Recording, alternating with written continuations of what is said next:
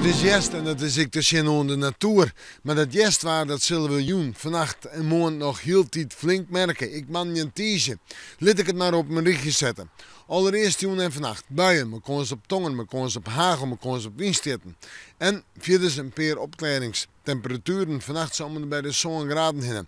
En dan tijdelijk letter vannacht een huddewien in het kust- en watergebied. Het zuid en zuidwest, maar ik een kracht rond huddewien op het Versloon. En ik nog wel eens wat sterker uithellen. En vooral die windstitten. Dan morgen beginnen we met buien. Komen ze op tongen, komen ze op hagel, komen ze op windstitten. Morgenmiddag wordt het al wat rustiger in de atmosfeer. Komt de zinnen er eens even bij, wordt het stadig gewoon droog.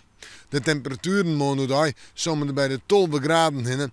En de wind eerst uit het zuidwesten waai, later uit het noordwesten. In het kust- en watergebied Hut krijgt zo'n zon. En natuurlijk, ik weet die waskoging voor die windstitten en dat geldt voor de buien. Dan op de morgen en hebben ze even een beetje rein, maar dat stelt net volle meer voor.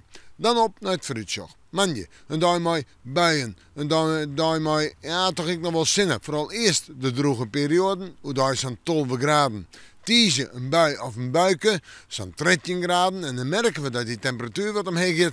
En op maandag is het zo'n 14 of 15 graden. Dan wordt het al wat noffelijker. Dan is het ik noffelijker en dan lijkt het ik nog een droge dag te worden. Nou ja, jest de komende dagen, maar het gaat wat beter. En we moeten manje maar weer even in het waarsje.